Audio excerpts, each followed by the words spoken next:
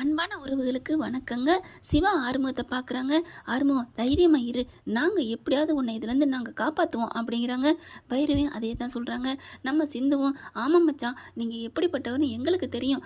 அத்தை வந்து உங்கள் மேலே நம்பிக்கை அதிகம் வச்சுட்டாங்க, அதனால அது குழஞ்சி போச்சோன்னு கத்துறாங்க. மற்றபடி உங்கள் மேலே நம்பிக்கை இருக்கும் தான், கவலைப்படாதீங்க.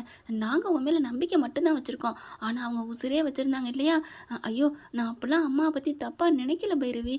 சிந்து அப்படின்னு சொல்லிட்டு சிந்துக்கிட்ட சொல்கிறாங்க. பைரவி வராங்க. பைரவி அப்படியே ரொம்ப கையெடுத்து நன்றி சொல்கிறாங்க. இந்த இடத்துல யாராக இருந்தாலும் இப்படிலாம் பண்ணியிருக்க மாட்டாங்க அப்படின்ட்டு சிவாவும் பைரவியை பார்க்குறாங்க. ரொம்ப தேங்க்ஸ் பைரவி அப்படின்னு சொல்ல, பரவாயில்ல சிவா, நான் உண்மை பக்கம் நிற்கிறேன், அவ்வளோதான், நான் அவன் அண்ணன் அப்படிங்கிற காலம் பார்க்கல அப்படின்னு சொல்ல, அப்பா ஏதாவது ஒன்று சொல்லி என்னை முட்டுக்கட்டை போட்டுறாளே அப்படிங்கிற மாதிரி ஆர்வம் பார்க்குறாரு. அடுத்து என்ன பண்ணுறாங்க, இதை எப்படியாவது நம்ம கண்டுபிடிக்கணும் அப்படின்ட்டு சிவா என்ன பண்ணுறாரு, அந்த வள்ளி வீட்டுக்கு போகிறாங்க. வள்ளி வீட்டுக்கு போயிட்டு எல்லா உண்மையும் கேட்குறாரு. ஆனால் அந்த பிள்ளை என்ன பண்ணுது, நான் எல்லாத்தையும் சொல்ல தயாராக இருக்கேன், ஆனால் சொன்னால் என் பேர் இதாயிரும், என்னை உள்ளர போட்டுவேன்னு ஒரு ஆள் சொல்லியிருக்காங்க, யார் அந்த சஞ்சயா அப்படின்னு ஆரம்பம் கேட்க அப்படியே தூக்கி வாரி போடுது. அப்படியே பார்க்குறாங்களா, நான் உன் வீட்டுக்கு வந்தேன், ஆனால் நீ தான் தூக்கிட்டு வந்த, ஆனால் நான் ஏதாவது தப்பாக நடந்துக்கிட்டேன் நான் வள்ளி, ஏன் வள்ளி அப்படி பண்ணுற அப்படிங்கல, இல்லை அந்த சஞ்சய் தான் அப்படி பண்ணார் அப்படின்னு சஞ்சய் பற்றின எல்லாத்தையும் சொல்லிடுறாங்க. அப்படியே சிவாவுக்கு தூக்கி வாரி போடுது. என்ன இது, அவர் நல்லதானே பண்ணார், ஏன் இப்படி பண்ணார் அப்படிங்கல அப்படியே பார்க்குறாரு சிவாவை ஆறுமுகம். இல்லை சிவா, உனக்கு அவனை பற்றி தெரியாது, அவன் நல்லவனே இல்லை தெரியுமா, அவன் கேவலமானவன், தப்பான எண்ணத்தோட நம்ம வீட்டுக்கு வர்றான். என்னது, நம்ம வீட்டுக்கு தப்பான எண்ணத்தோடையா, யாரா எப்படி அப்படின்னு கேட்க, அது பெரிய கதை சிவா, பைரவியும் அவளும் ஃப்ரெண்டு இல்லையா, ஆமாம், அதனால அவன் லவ் பண்ணியிருக்கிறான், ஆனால் பைரவி மனசில் எந்ததும் இல்லை, அது தெரிஞ்சுக்காம அவள் பழகுறான், ஆனால் அவன் என்கிட்ட சவால் விட்டுருக்கான், என்னைக்கிட்டேருந்து பைரவியை பிரித்து அவன் தாலி கட்டுவேண்டு, அதனால தான் இவன் ஏதோ பண்ணியிருக்கிறான் அப்படின்னு சொல்ல வள்ளியை பார்க்குறாங்க. வள்ளி, இந்த மாதிரி ஒரு குடும்பத்தை பிரிக்காத வள்ளி, உனக்கே தெரியும் ஆர்மத்தை பற்றி அப்படின்னு சிவா சொல்ல, நான் சொல்லிடுறேன் எனக்கு தெரியும், ஆனால் அப்படிங்கல, சரி சஞ்சய் வந்து உன்னை உள்ளர பிடிச்சி போடுவான், அதுக்காக தானே, ஆமாம் அவனை பற்றி சொல்ல வேணாம், ஆனால் நீயா வந்து ஒரு காரணத்தை சொல்லு, நான் என்ன சொல்கிறது, நான் ஆசைப்பட்டேன், அவர் எனக்கு அடங்கலை, அதனால தான் அப்படின்னு ஏதோ சொல்லு, சரி நான் சொல்கிறேன் அப்படிங்கிறாங்க. அடுத்து இங்கே பார்த்தா வீட்டுக்கு வர்றதுக்கு முன்னாடியே வள்ளியை கூட்டிகிட்டு வராங்க. வர்றதுக்கு முன்னாடி பார்த்தீங்கன்னா வீட்டு அன்னபூர்ணி வீட்டுக்கு, வாங்கம்மா யார் வெளியில் இருக்கா அப்படின்னு ஒரு வேன் நிறைய ஆள் வர்றாங்க. யாருன்னு பார்க்குறாங்க, பத்திரிகை ரிப்போர்ட்டர், டிவிலேருந்து எல்லாம் வர்றாங்க. அப்படியே மைக்கை தூக்கிக்கிட்டு என்னாச்சு ஏதாச்சுன்னு எல்லாரும் வந்து பார்க்க, அப்போ தான் சொல்கிறாங்க, எங்கே ஆர்வம் இல்லையா அப்படின்னு கேட்குறாங்க. அதுக்கப்புறம் வெளில போயிருக்காரு அப்படிங்கிறாங்க. எல்லாரும் வந்துடுறாங்க. மகாலேருந்து அன்னபூர்லேருந்து சேர்ந்து பைரவி அம்புட்டு வர, என்னாச்சு என்ன அப்படிங்கிறாங்க.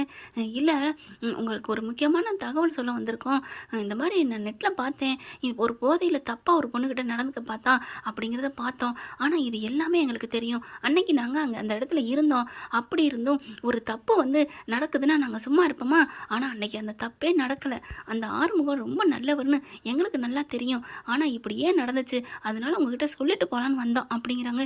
என்ன நடந்துச்சு ஏது நடந்துச்சு எல்லாரும் கேட்க, கரெக்டாக ஆறுமுகமும் சிவாவும் வந்துடுறாங்க. என்ன பெரியம்மா, என்ன பெரியவி, என்ன, இல்லை இந்த மாதிரி அன்னைக்கு நடந்தவங்க பார்த்துருக்காங்க, ஆறுமுகத்து மேலே எந்த தப்பு இல்லைங்கிறத சொல்கிறாங்க அப்படின்னு சொல்ல, அப்படியே ஆறுமுகத்துக்கு சந்தோஷம் தாங்கலை. சொல்லுங்கள் சார் என்ன, சொல்லுங்கம்மா அப்படின்னு எல்லாரையும் பார்த்து கெஞ்சுறாரு. அழுக வருதுங்க ஆறுமுகத்துக்கு. அப்போ தான் அவங்க சொல்கிறாங்க, ஆமாம் சார், அன்னைக்கு நடந்தது எனக்கு எல்லாம் நல்லா தெரியும், எங்களுக்கு நாங்களும் வந்திருக்கோம், அந்த பொண்ணு உங்களை தூக்கிட்டு போச்சு, அதுக்கப்புறம் நீங்கள் ஒன்றும் செய்யலை படுத்துட்டீங்க, ஆனால் அந்த பொண்ணு தான் எல்லாம் பண்ணுது அப்படின்னு சொல்ல, அப்படியே வேணுக்குன்னு தான் நடிச்சிருக்கு அப்படின்றாங்க. அடுத்து பார்க்குறாங்க, ஏன் இப்படி பண்ணணும், ஏன் என் பிள்ளை மேலே அப்படி பழிய போடணும் அப்படின்னு கத்த, அதை நீங்கள் தாங்க விசாரிக்கணும், எங்களுக்கு தெரிஞ்ச உண்மையை உங்கள்கிட்ட சொல்லிட்டு போகலான்னு வந்தோம், நாங்கள் சொல்லிட்டோம் அப்படிங்கிறாங்க. ஐயோ, என் பிள்ளைய தப்பாக நினச்சி அவனை வீட்டை விட்டுலாம் போக தெரிஞ்சனே, டே ஆறுமுகம் எங்களை மன்னிச்சிருப்பா அப்படின்னு சொல்லி மன்னிப்பு கேட்குறாங்க. அதுக்கப்புறம் இருங்க இருங்க, உங்களுக்கு எல்லாத்துக்கும் ஒரு உண்மையை சொல்கிறேன் அப்படின்னு வள்ளி அப்படின்னு கூப்பிடுறாரு. இவளையே இங்கே மறுபடியும் வர சொல்கிற அப்படின்னு கேட்கல, சிவா உடனே டக்குன்னு முந்திக்கிறாரு. அவங்கள வர சொன்னது ஆறுமுக அண்ணே இல்லை, நான் தான் அப்படிங்கிறாங்க. ஏன்ப்பா என்னப்பா ஆச்சு, நீ பேசாமல் இருங்க, அப்படியே ரிப்போர்ட்டிங் எல்லாருமே நிற்கிறாங்களா, வாங்க வள்ளி அப்படின்னு கீழே வர்றாங்க. சொல்லுங்கள் என்ன நடந்துச்சுன்னு எல்லா உண்மையும் எல்லாருக்கும் தெரிகிற மாதிரி சொல்லுங்கள் அப்படின்னு சொல்ல, அப்படியே பார்க்குது வள்ளி. நான் எல்லா உண்மையும் சொல்லிடுறேன் அப்படின்னு சொல்லிட்டு, அங்கே சிவா என்ன சொல்ல சொன்னாரோ, அதாவது உண்மைதான், அது ஒன்றும் பொய்யான விஷயம் இல்லை, எல்லாரும் முன்னாடி அந்த பொண்ணு சொல்லுது, என்னை மன்னிச்சிருங்க, நான் தப்பான பொண்ணு தான், ஆனாலுமே என்னை தங்கச்சிங்கிற மாதிரி தான் பார்ப்பாரு ஆறுமுகம். அவர்கிட்ட நான் வந்து இப்படி நடந்துக்கிட்டது எனக்கே தலைக்குனிவாக வெக்கமாக இருக்குது. அதுக்கு காரணம் எனக்கு ஆறுமுகத்து மேலே கொஞ்சம் ஒரு இன்ட்ரெஸ்ட் இருந்துச்சு. அதனால குடிச்சிட்டு கிடக்கவும் அதை யூஸ் பண்ணிக்கலான்னு பார்த்தேன். ஆனாலும் என்னை அவர் சீண்டவும் இல்லை, பார்க்க கூட இல்லை, மயக்கத்திலே கடந்துட்டார். காலையில் வரையில் எல்லோரும் இருந்தாங்க. ஆனால் நான் என்ன பண்ணுறதுன்னு தெரியாமல் அவர் மேலே பழி போட்டுட்டேன். எல்லாரும் என்னை மன்னிச்சுக்கோங்க அப்படின்னு சொல்லி மன்னிப்பு கேட்குறாங்க. அடித்து நீலாம் ஒரு மனுஷியாம்மா, இப்படி நீ மன்னிப்பு கேட்டால் எல்லாம் சரியாக போயிருமா, ஏன் இப்படி பண்ண, எதுக்கு இப்படி பண்ண அப்படின்னு கத்துறாங்க. அதான் நான் சொன்னேனே, அவர் மேலே எனக்கு ஒரு கண்ணு காதல் அப்படின்னு சொல்ல, அடிச்சு நீலாம் ஒரு மனுஷி அப்படின்னு பைரவி வந்து ஓங்கி அறைகிறாங்க. உடனே சிவா இருந்துட்டு, பைரவி அதெல்லாம் அடிக்காதீங்க, உங்களுக்கு ஒரு உண்மை சொல்லணும், பேசாமல் இருங்க அப்படின்னு சொல்கிறாங்களா. பைரவி பார்க்குது, என்ன உண்மை, எதாக இருந்தாலும் சொல்லுங்கள் இங்கே அப்படின்னு சொல்ல, அவள் தான் பார்க்குறாங்க. அப்படியே வள்ளி, வேணாம் ப்ளீஸ், என்னை உள்ளர போட்டுருவார் அந்த ஆள் அப்படின்னு சொல்ல, உடனே ஆரம்பம், பாவம்ப்பா, அது என்னை அண்ணான்னு தானே சொல்லி கூப்பிட்டுச்சு, அதுக்காக அண்ணனா அந்த பொண்ணை அசிங்கப்படுத்த விரும்ப வேணாம், விட்டுரு அப்படிங்கிறாங்க. ஏங்க இப்போ சொன்னது அசிங்கம் இல்லையா அப்படின்னு பார்க்க, ஐயோ இப்போ அந்த பொண்ணு இப்போ படுறது அசிங்கம் இல்லை, அதுக்கப்புறம் அந்த பொண்ணு மட்டும் உண்மையை சொல்லிட்டா, அதுக்கப்புறம் அந்த பொண்ணுக்கு நடக்கிற அசிங்கம் வேறு, அதனால விட்டுருங்க அப்படிங்கிறாங்க. சிவா என்ன பண்ணுறாங்க, நீங்கள் போ வள்ளி அப்படின்னு சொல்ல, ஏன் அவளை போக சொல்லணும், அவளை சும்மா விடக்கூடாது, அப்படியே மகா நல்லவள மாதிரி நடிக்குது. வேகமாக வந்து அறைய வர டக்குன்னு சிவா கையை பிடிக்கிறாரு. இப்போ என்ன அந்த பொண்ணை அடிக்கிறது உங்களுக்கு என்ன கிடைக்குது, என்ன லாபம், வந்து உண்மையை சொல்லிவிட்டால போச்சே, அவனை நல்லவென்ன நம்பிடுவா இனிமே அன்னபூரணி அக்கா அப்படின்னு நினைக்க, இல்லடா சிவா நம்ம புள்ள மேலே பழி போட்டால அப்படிங்க அக்கா மக்கா என்னம்மா பெரட்டி போடுதுங்க அந்த மகா. உடனே சிவா பார்க்குறாரு, அம்பாளை பற்றி இவருக்கு தெரியாதா என்ன, நீ எதுக்கு இப்படிலாம் நடிக்கிறேன்னு எனக்கு தெரியாதா அப்படிங்கிற மாதிரி மனசில் சிவா நினைக்கிறாரு. அதுக்கப்புறம் இந்த பொண்ணு வந்து தப்பானதாக சொல்லியிருக்கலாம், ஆனால் இன்னைக்கு ஆறுமுக அண்ணன் நல்லவர் அப்படின்னு நல்ல பேர் எடுக்கிறதுக்கு காரணம் இப்போ இந்த பொண்ணு இங்கே வந்து சொன்னதும் தானே, அப்படி இருக்கல அந்த பொண்ணை ஏன் தண்டிக்கணும், நீங்கள் போமா அப்படின்னு சொல்லிடுறாங்க. ரொம்ப நன்றி என்ன அப்படின்னு அங்கேருந்து கிளம்புறாங்க. அதுக்கப்புறம் பத்திரிக்கைக்காரங்களும், சாரி சார், நாங்கள் எங்களுக்கு தெரிஞ்ச உண்மையை சொல்லிட்டோம், கிளம்புறோம் அப்படின்னு எல்லாரும் கிளம்புறாங்க. அப்படியே பைரவி பார்க்குது, இப்போ என்னத்தை பண்ண போகிறீங்க, உங்கள் பிள்ளைய வீட்டை விட்டு விரட்ட நினச்சிங்களே, இந்நேரம் அவர் போயிருந்தாருன்னா என்ன ஆயிருக்கும் அப்படின்னு பைரவி சொல்ல, பைரவி என்னை மன்னிச்சிருமா, ஆறுமுகம் என்னை மன்னிச்சிருப்பா அப்படிங்கிறாங்க.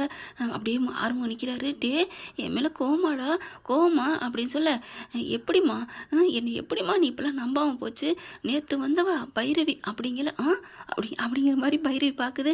ஐயோ என்ன முறைக்கிறா, சாரி பைரவி, இல்லை நான் வந்து சொல்ல வந்தேன், என்னை நேற்று வந்தவன்னு சொல்லிட்டில, மவனை இரு பரம்பு ரெடிடி அப்படின்னு மனசில் ஜாடையில் சொல்கிறாங்க. ஐயோ என்ன பண்ண போகிறான்னு தெரியலையே அப்படின்ட்டு, அம்மா அதெல்லாம் இல்லைம்மா, அவள் நேற்று வந்தவளாக இருந்தாலும் என் ஆயுசு முழுக்க என் மனசில் நின்றுட்டாம்மா, ஆனால் பெத்த தாய் என்னை நீ நம்பினியா, என்னோட பேசாத, நான் வீட்டை விட்டு கிளம்புறேன் பைரவி, நான் போகிறேன் அப்படிங்கல, போங்க.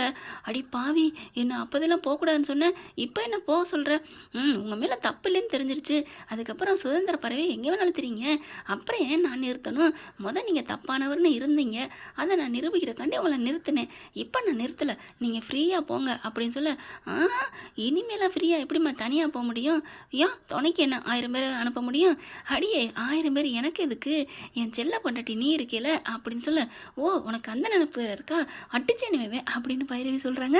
அடுத்து இருப்பா கொஞ்சம் இரு அப்படின்னு போய் ஆரத்தி எடுத்துகிட்டு வந்து அப்படியே அன்னபூர்ணி ஆரத்தி எடுக்குது ஆறுமுகத்துக்கு.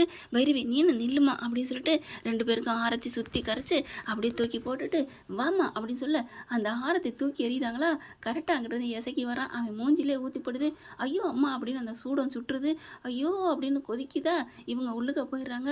மகா ஓடி வந்து என்னடா ஆச்சு அம்மா, சுட்டுருச்சு அக்கா அக்கா அக்கா சுட்டுருச்சுக்கா அப்படின்னு சொல்ல, என்ன பண்ணுறது, நம்ம போய் சொன்னோம்ல, அதுதான் தன் நெஞ்சு போய் இருக்குன்னு சொன்ன மாதிரி தன் நெஞ்சே தன்னை சுட்டுருச்சு, அதுலேயும் அவள் தூக்கி எறிஞ்ச சூடம் சுட்டுருச்சே அப்படிங்கிறாரு.